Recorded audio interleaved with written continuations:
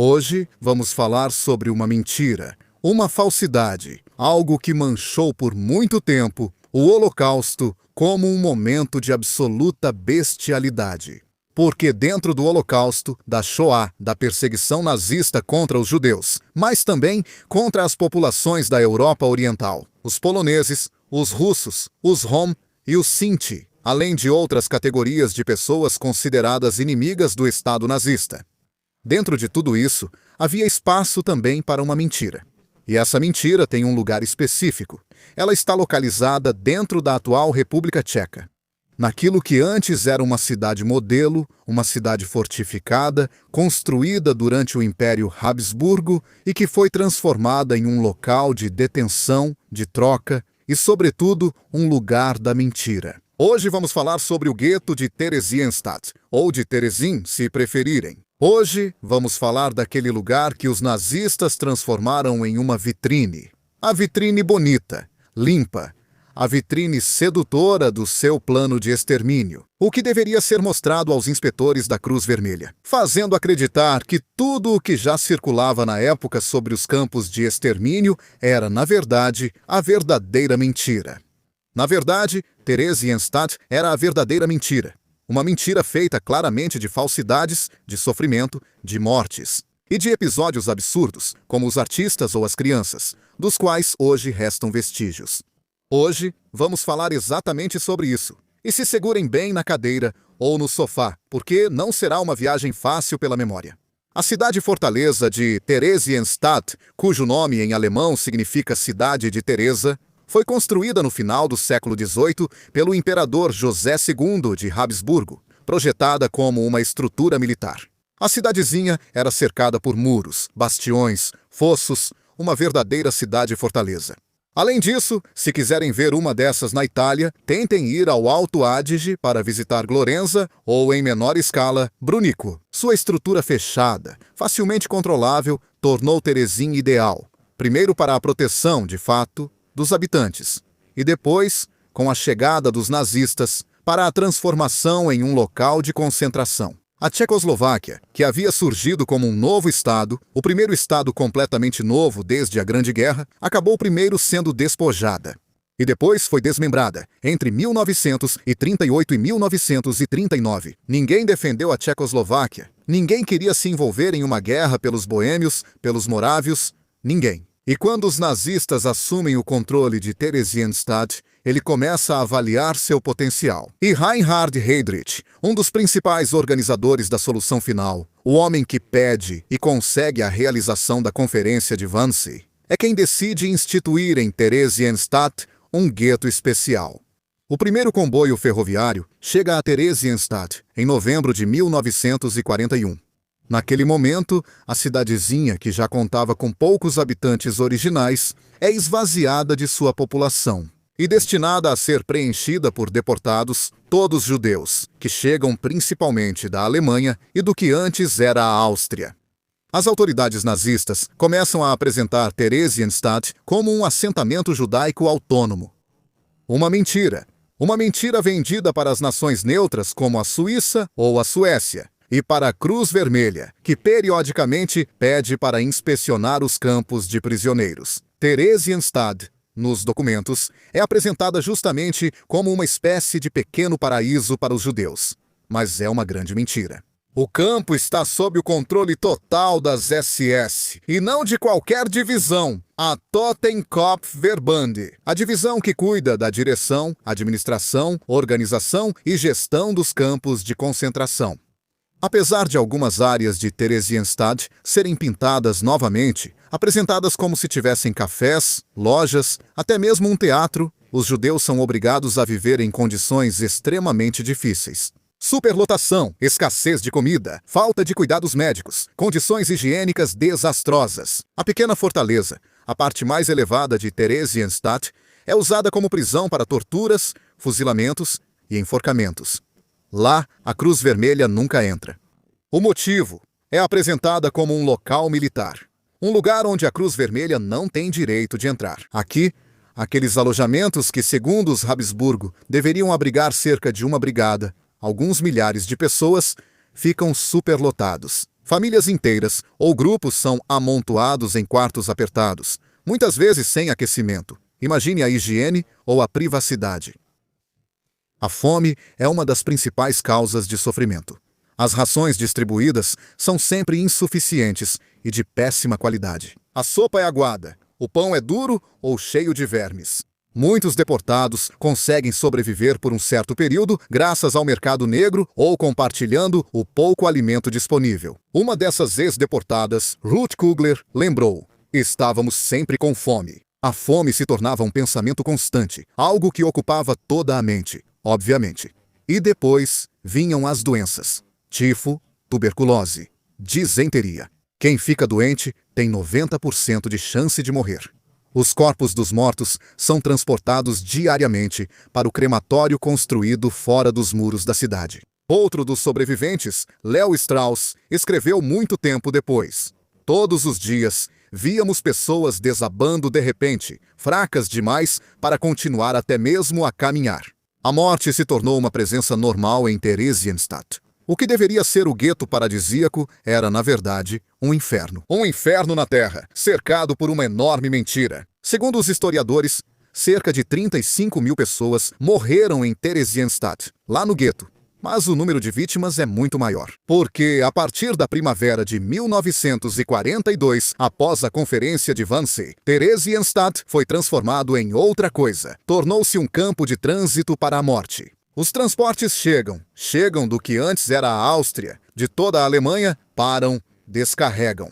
Acontece uma seleção, e a seleção leva os detentos. Cada um vai para um novo campo. Uns vão para Auschwitz, outros para Treblinka. Judeus e alemães, especialmente, são levados e enviados para Riga, para morrer longe, no Ostland, antigos estados bálticos ocupados.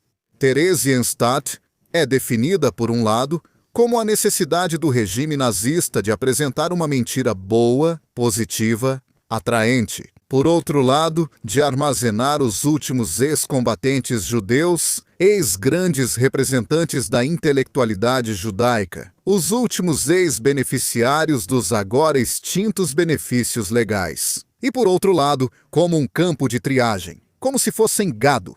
Uma escritora, a escritora Helen Adler, definiu o gueto como uma sala de espera do inferno.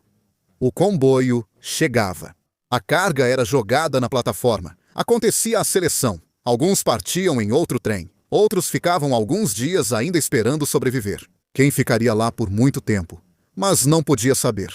Quem, assim que descia do trem, já subia em outro trem, para outro destino.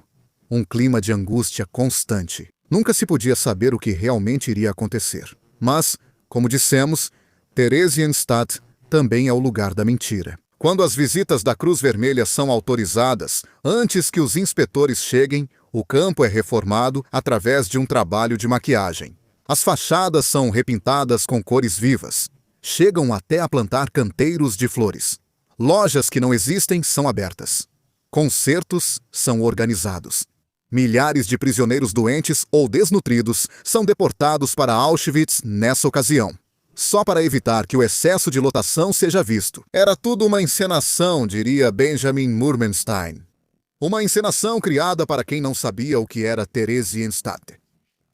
Quando chegaram ao campo, os inspetores da Cruz Vermelha viram crianças cantando, pessoas passeando e ouviram música. Eles se deixam enganar por aquilo que nada mais é do que uma encenação, até bastante macabra. Os nazistas, quase se divertindo com tudo isso, chegam a fazer um filme, um pequeno documentário, para divulgar no exterior, nos países neutros. Para mostrar como Theresienstadt é, no fundo, uma comunidade serena, organizada, tranquila, nada a ver com as conversas que circulam sobre perseguições, execuções sumárias dos Einsatzgruppen, ou coisa pior. Ainda não se sabe das câmaras de gás, dos crematórios industriais, ainda não se sabe de nada. A crueldade da manipulação é extrema.